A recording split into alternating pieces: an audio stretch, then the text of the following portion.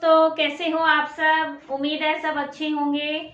आप सभी को प्यार भरा नमस्कार। और जैसा आप जानते हैं, हमने जो सीरीज चला रखी है पीवाईक्यू की, एचटेट की, सीडीपी के हम क्वेश्चंस कर रहे हैं। चाइल्ड डेवलपमेंट पेडागोजी यानी जो साइकोलॉजी के क्वेश्चन आते हैं वो हम इसमें सोल्व करते हैं। और 2017 के 20 क्वेश्चंस मैं करवा चुकी हूँ। आज हम अगले कुछ क्वेश्चन देखेंगे। और इससे पहले हमने 2018 का पूरा क्वेश्चन पेपर है वो सोल्व कर लिया है। जिसने नहीं देखा है चैनल पर जाकर देख सकते हैं, प्लेलिस्ट मैंने बना रखी है। ठीक है, और इसके साथ ही स्टार्ट करते हैं।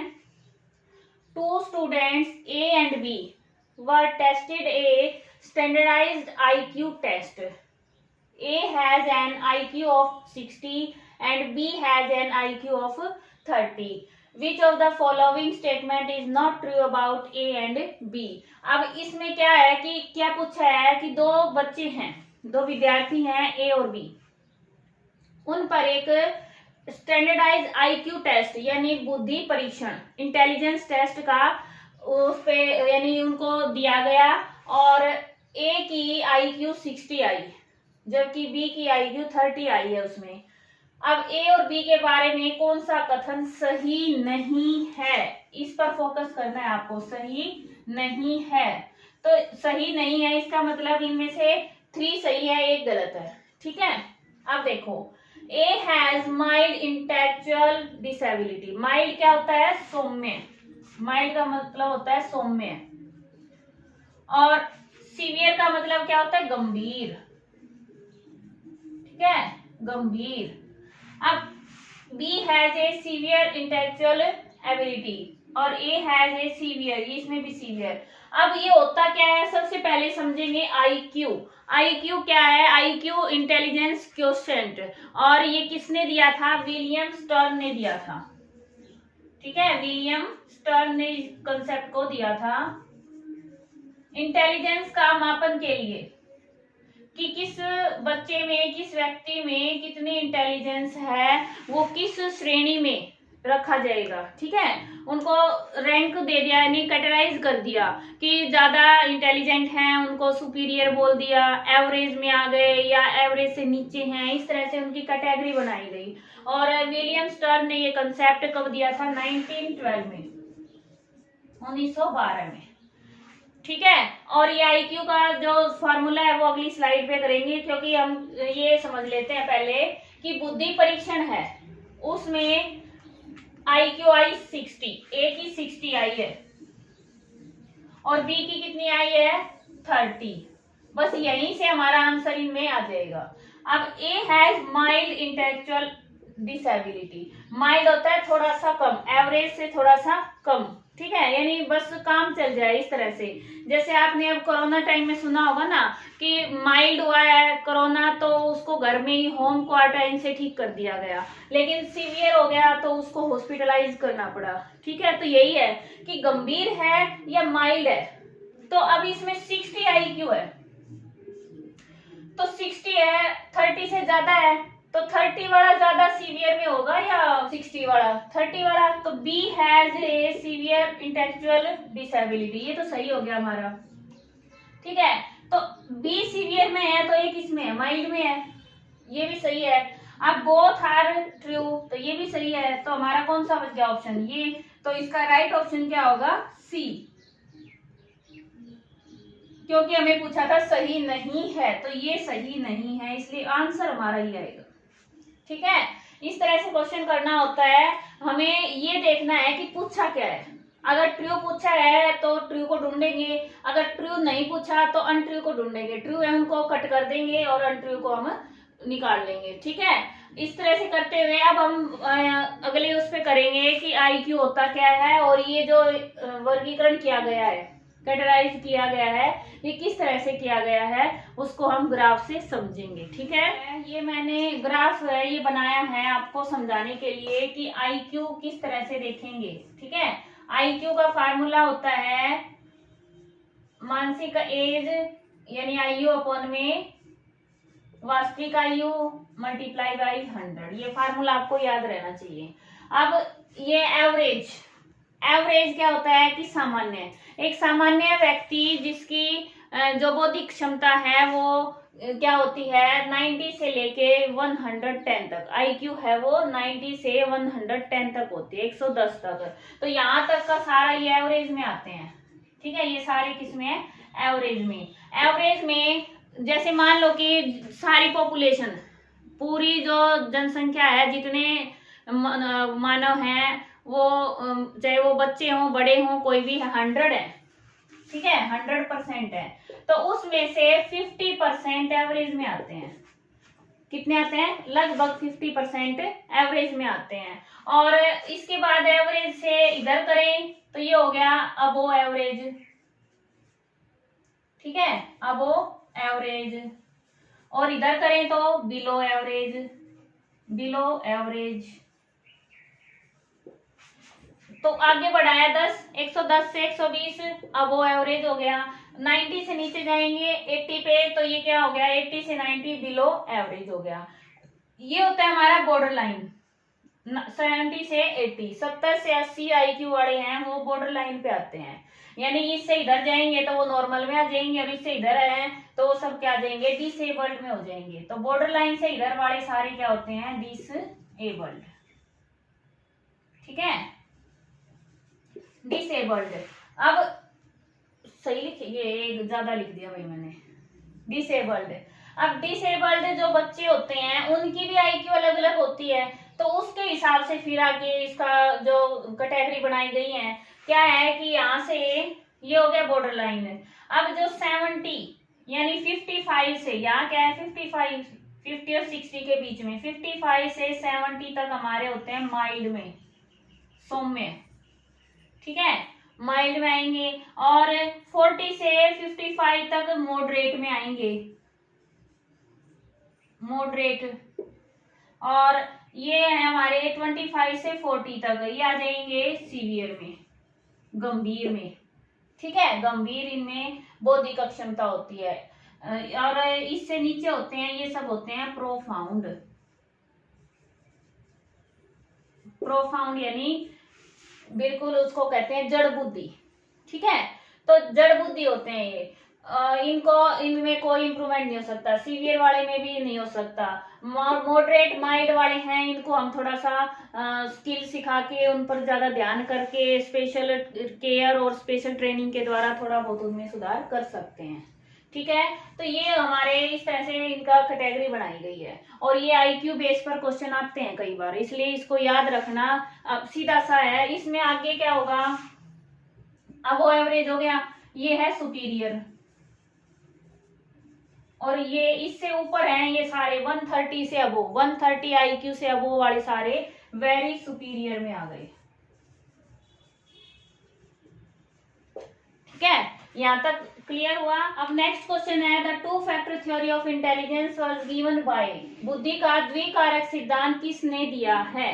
अब ये जो इंटेलिजेंस की थ्योरीज है ना, कुछ मोस्ट इंपोर्टेंट रहती हैं, जैसे स्पीयरमैन की थ्योरी है, थ्रस्टन की थ्योरी है, गिलफोर्ड की थ्योरी है। ठीक है, तो ये है टू फैक्टर थ्योरी स्पीयरमैन की। किसकी है, स्पीयरमैन की। अब इनको याद करने के लिए आपको समझना पड़ेगा कि ये थ्योरी क्या है। और आंसर पहले इसलिए बताया कि कई बार मैं क्वेश्चन करवाते करवाते भूल जाती हूँ कि ऑप्शन पे टिक ही नहीं किया मैंने, कौन सा राइट है। ठीक है, कंफ्यूजन हो जाता है। अब स्पीयरमैन ने थ्योरी दी है टू फैक्टर की, इसका मतलब दो फैक्टर बताए उन्होंने। इंटेलिजेंस के टू फैक्टर्स हैं, टू फैक्टर्स कौन कौन से, एक तो उन्होंने जी फैक्टर बताया है और एक बताया है एस फैक्टर।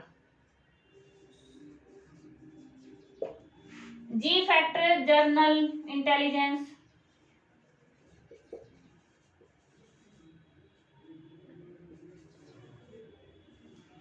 और S factor specific, specific ability.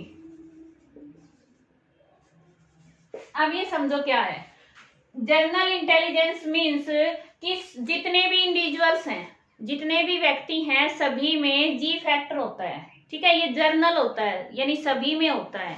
तो ये क्या हो गया, इनबोर्न हो गया, इनबोर्न, कांस्टेंट हो गया। ठीक है, और हर इंडिविजुअल में अलग अलग होता है।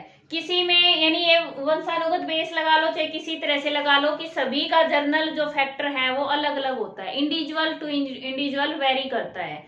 तो ये वेरी करता रहता है, इसमें इंडिविजुअल में व्यक्तिगत अंतर विभिन्नता में होता है। तो इनबॉर्न होता है, कांस्टेंट होता है।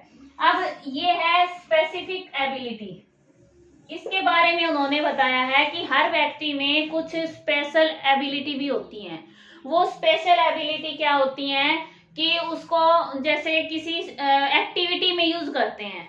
कोई डांसिंग में अच्छा है, कोई सिंगिंग में अच्छा है, कोई कुकिंग में अच्छा है, कोई और कोई एक्टिविटी अच्छी करता है, ठीक है, कोई मैनेजिंग में अच्छा है, कोई पढ़ने में अच्छा है, कोई खेलने में अच्छा है। तो सभी में एक स्पेसिफिक फैक्टर भी होता है, स्पेसिफिक एबिलिटी भी होती है। तो उन्होंने इसका नाम एस दिया है। तो ये क्या हो गया, लर्न, सीखी जाती है, ठीक है, एनवायरनमेंट से प्रभावित होती है और ये सीखी जाती है। और साथ में ये क्या होता है, एक्टिविटी टू एक्टिविटी वेरी करती है। ये व्यक्तिगत विभिन्नता पर निर्भर है और ये कार्यों की विभिन्नता पर निर्भर है कि किस एक्टिविटी में कौन सा ये जो एबिलिटी है वो यूज होगी, ठीक है। अब इसको एक और फिगर से समझ सकते हैं थोड़ा सा, देखो जैसे मान लो जी को हमने सेंटर में ले लिया, भाई जी सब में है, ठीक है, जी फैक्टर है, जनरल एबिलिटी सामान्य जो बुद्धि है वो सब में है। फिर ये S1, S2, S3, S4 ये अलग अलग है। ये इसके साथ सारे क्या है, ये जुड़े होते हैं, तो जी सब में होता है। इसको हम ऐसे गिनो, जी प्लस S1, जी प्लस S2, जी प्लस S3, जी प्लस S4। इसका मतलब क्या है कि जो जर्नल काम करते हैं ना, डेली लाइफ के काम, वो तो सभी कर पाते हैं, लेकिन जो स्पेसिफिक फैक्टर होता है वो सबका अलग अलग होता है। और एक से ज्यादा स्पेसिफिक फैक्टर भी पा सकते हैं, यानी स्पेसिफिक एबिलिटी भी हो सकती है। जरूरी नहीं कि एक व्यक्ति में एक ही मिलेगी, उसमें काफी सारी एबिलिटी भी मिल सकती है, ठीक है। तो ये इन्होंने दिया है the good boy good girl orientation indicates, एक अच्छा लड़का अच्छी लड़की की ओर उन्मुख होना संकेत है। अब ये थ्योरी है, ये कौन सी थ्योरी है, कोलबर्ग का मोरल डेवलपमेंट, ठीक है, कोलबर्ग ने मोरल डेवलपमेंट की थ्योरी दी है, उसका ये कंसेप्ट है। अब उन्होंने पूछा है कि एक अच्छा गुड बॉय गुड गर्ल कौन सी स्टेज में होगा। अब ये क्वेश्चन ऐसे तो कर नहीं सकते, या आपको थ्योरी पता होनी चाहिए कि कौन सी थ्योरी में से है, किस तरह से वो थ्योरी समझाई गई है। तो इसका सही आंसर क्या होगा हमारा, एक अच्छा लड़का और एक अच्छी लड़की, है हमारा कन्वेंशनल लेवल मोरालिटी, लोक संगत नैतिकता, ठीक है, इसका आंसर हो गया। लेकिन अब इस थ्योरी को थोड़ा सा बता देती हूँ ताकि जिसके लिए नई है, नया कंसेप्ट है, उसके लिए भी आसानी हो जाए, ठीक है। और अगर पूरी थ्योरी देखनी है तो मैंने वीडियो करवा रखी है इस थ्योरी पर, कंप्लीट थ्योरी है उसमें। अब देखो क्या थ्योरी है, उन्होंने 3 स्टेज बताई हैं। कितनी स्टेज, 3 स्टेजेस हैं। कौन कौन सी हैं, नंबर 1 है प्री कन्वेंशनल, सेकंड है कन्वेंशनल, मोरालिटी आगे लिख देंगे इसमें, ठीक है, और है पोस्ट कन्वेंशनल। अब इतना तो आप समझते हो, प्री होता है पहले, जैसे प्री प्राइमरी होता है तो वो प्राइमरी यानी फर्स्ट क्लास से पहले होता है, तो कन्वेंशनल प्री यानी इससे पहले की, और पोस्ट होता है बाद की। तो ये क्लियर है। तो ये फर्स्ट स्टेज है, इसमें उन्होंने 2 बताए हैं कि भाई 2 सब कंसेप्ट हैं, कंपोनेंट है।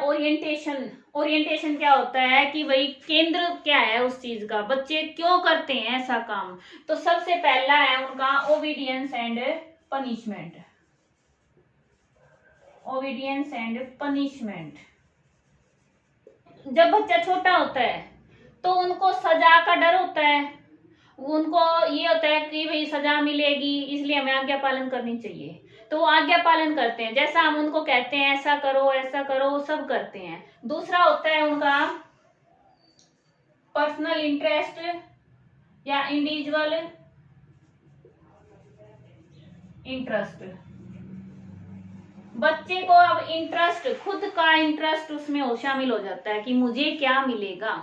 ठीक है, अब वो क्या कहेंगे कि मुझे क्या मैं काम कर दूंगा आपका, लेकिन मुझे क्या मिलेगा। वो टॉफी, चॉकलेट या कोई अच्छा इनाम पाने के लिए काम करते हैं, अच्छी आदतों का पालन करते हैं। फिर हमारा आ गया कन्वेंशनल। कन्वेंशनल में भी कौन सी है, दो है।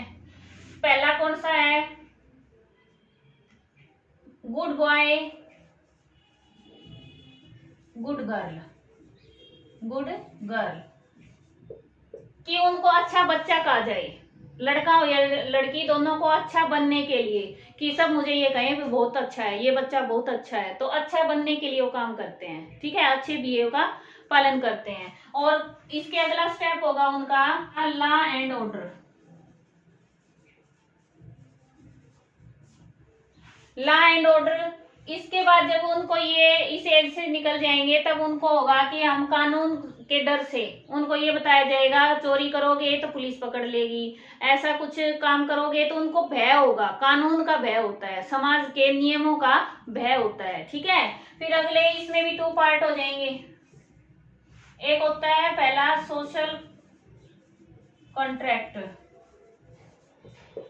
और दूसरा लास्ट का होता है हमारा, यहीं पे लिख देती हूँ बच्चे में, इथिकल प्रिंसिपल्स।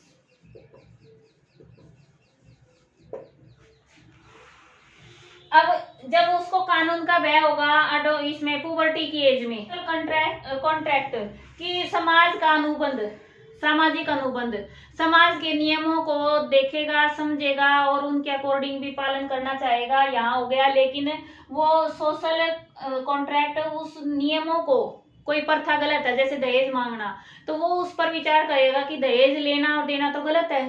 ठीक है, वहां पर वो सामाजिक जो रूल्स हैं, कॉन्ट्रैक्ट हैं, उन पर फोकस होगा उनका।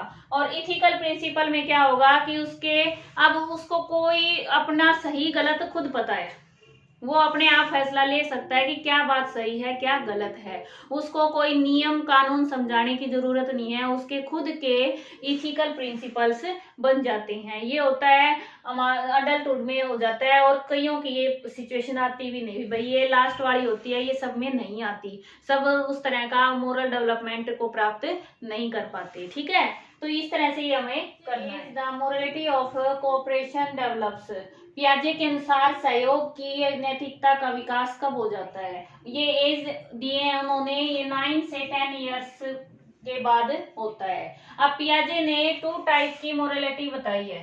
ठीक है, हिट्रोनोमस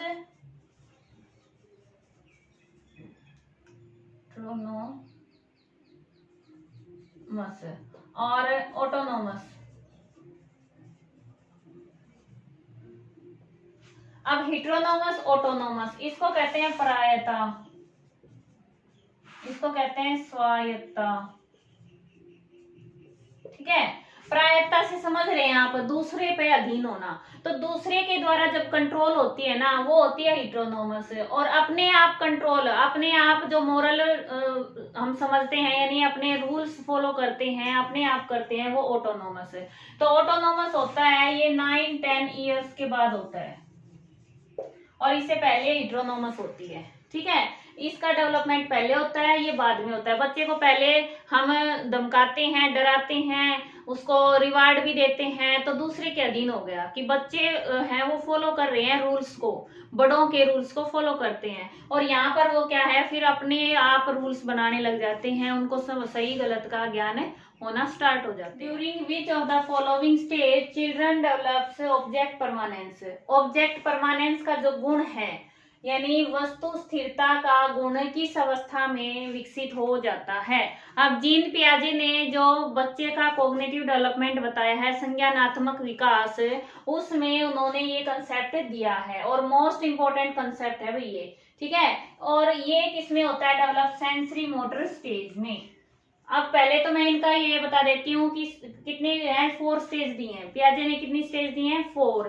पहली स्टेज है सेंसरी मोटर स्टेज, 0 से 2 इयर्स तक, 0 से 2 इयर्स तक। और जो ये ऑब्जेक्ट परमानेंस है, ये 18 मंथ से 24 मंथ के बीच में आती है। ठीक है, 18 मंथ से 24 मंथ के बीच में आती हैं। फर्स्ट स्टेज की 6 सब स्टेजेस भी दी हैं पियाजे ने। तो जो 6th सब स्टेज है लास्ट वाली, उसमें इसका ऑब्जेक्ट परमानेंस का गुण है वो विकसित होता है। अब ये ऑब्जेक्ट परमानेंस होता क्या है? अब छोटे बच्चे को आपने देखा होगा कि छोटा बच्चा है ना, वो कोई चीज उसके सामने से जब हटा ले, कोई खिलौना है या कोई और भी वस्तु है या उसकी माँ है वो दूसरे रूम में चली गई, तो वो अपने सामने होती है तो तब तक सोचता है कि ये चीज है, और जब उसके सामने से हटा दें तो उसको लगता है कि ये चीज नहीं है, ये गायब हो गई है। यानी अब उसके आंखों के सामने है तो है, ओझल होना यानी लुप्त हो जाना, उसको खत्म हो जाना, समाप्त हो जाना। तो ये ऑब्जेक्ट परमानेंस का गुण आने के बाद ही उसको पता चलता है कि जो वस्तु उसके सामने से हट गई है वो अब भी है। ठीक है, सिर्फ उसके सामने से हटी है, वो वैसे प्रेजेंट है लेकिन उसके सामने दिख नहीं रही है, ताकि वस्तु का अस्तित्व है, बस मेरे सामने नहीं है। वो समझ कब आती बच्चे को? 18 महीने से 24 महीने तक। ठीक है, तो ये कंसेप्ट मोस्ट इंपॉर्टेंट है इस स्टेज का, याद रखना है। अब सेंसेस से, आईज, ईयर, 5 सेंसेस होती है हमारी। ठीक है, कौन कौन सी? आईज, ईयर, टंग और स्किन, और कौन सी रहेगी? नोज। तो उनसे जो हमें सीखने को मिलता है, बच्चा उनके द्वारा ही सीखता है, तो वो होता है सेंसरी मोटर स्टेज। मोटर यानी हमारे जो हाथ पैरों की मांसपेशियों की एक्टिविटी है वो करना सीख जाता है। फिर है प्री ऑपरेशनल स्टेज, पूर्व संक्रियात्मक अवस्था। ये कब होती है? अब 2 से लेके 7 ईयर्स तक। ठीक है, फिर है कंक्रीट ऑपरेशनल स्टेज। इसकी भी 2 सब स्टेजेस हैं, वो मैंने थ्योरी में करवा रखी हैं। कंक्रीट ऑपरेशनल स्टेज में 7 से 11 ईयर्स तक, 11 या 12 भी आ जाता है कई बार। फिर है फॉर्मल ऑपरेशनल स्टेज, ये कब आती है हमारी? 11 एंड अबो, 11 से ऊपर। ठीक है, 1-2 साल कई बार ऐसे दे देते हैं, जैसे यहाँ 11 की जगह 12 दे दिया, यहाँ 12 एंड अबव कर दिया, तो भी सही रहता है ऑप्शन। हमें मोस्ट करेक्ट जो आंसर है, उसके पास लगता जो आंसर है वही उसका ऑप्शन राइट करना होता है। ठीक है, तो इसमें हमारा सेंसरी मोटर स्टेज आ जाएगा। अगला है the ability of seriation is characteristic of क्रम निर्धारण। सीरिएशन यानी सीरीज बनाना। ठीक है, क्रम निर्धारण करना किस चरण की विशेषता है? इनमें से किसकी है? ये है कंक्रीट ऑपरेशनल स्टेज। अब ये क्यों है? देखो, कंक्रीट ऑपरेशनल स्टेज है ना, मूर्त संक्रियात्मक अवस्था, यानी बच्चा है वो मूर्त, उसके जो सामने है मूर्त रूप से जो वस्तुएं हैं उनके बारे में सही सही समझ विकसित हो जाती है उसकी। अब जो इसमें कुछ कंसेप्ट हैं जो आपको याद रखने हैं, कंक्रीट ऑपरेशनल स्टेज में सबसे मोस्ट इंपॉर्टेंट है रिवर्सिबिलिटी, यानी पलटावी गुण बोलते हैं इसको, पलटावी गुण। मैथ्स रिलेटेड, मैथ्स में जो फार्मूले होते हैं उनसे रिलेटेड कोई भी नाम आ जाए, ठीक है, रीजनिंग का कोई नाम आ जाए, सीरीज बनाना रीजनिंग में आती है, मैथ्स में आती है, तो वो हमेशा कंक्रीट ऑपरेशनल स्टेज में विकसित होती हैं। पलटावी गुण का मतलब क्या है कि जब बच्चे को ये पता चल जाए a प्लस बी, ये b प्लस a के इक्वल है। ठीक है, ये है इसका मतलब कि अगर हम 5 को 7 से मल्टीप्लाई करें तो 35 आए, अगर हम 35 को 7 से डिवाइड करेंगे तो 5 आएगा, और अगर हम 35 को 5 से डिवाइड करें तो 7 आएगा। इस तरह से वो उनका उल्टा क्रम करना भी सीख जाए, रिवर्स करना भी सीख जाए, वो होता है कंक्रीट ऑपरेशनल स्टेज का गुण। ठीक है, यहाँ आके बच्चा सीखता है, इससे पहले बच्चे को पता नहीं होता है। Building schemes through direct interaction with environment is known as, कि वातावरण के साथ प्रत्यक्ष अंतः क्रिया के द्वारा स्कीम का निर्माण क्या कहलाता है? अब ये क्या कहलाता है? ये होता है अडेप्टेशन, और ये भी जीन पियाजे की थ्योरी से है। तो आप देख सकते हैं कि जीन पियाजे की थ्योरी कितनी इंपॉर्टेंट है। इस पेपर में 4th क्वेश्चन आप कर रहे हैं। ठीक है, 30 में से 4 क्वेश्चन जीन पियाजे की थ्योरी से हैं। अब ये स्कीम क्या होती है और अडेप्टेशन क्या होता है? अडेप्टेशन मैंने आपको पहले ही बताया था कि जीन पियाजे ने कॉग्निटिव डेवलपमेंट, संज्ञानात्मक विकास की एक मेन प्रोसेस बताया है अडेप्टेशन, कि बच्चा अडेप्टेशन से ही सीखता है, अनुकूलन से सीखता है। अब अडेप्टेशन में दो सब प्रोसेस हैं, कौन कौन से? Assimilation and accommodation,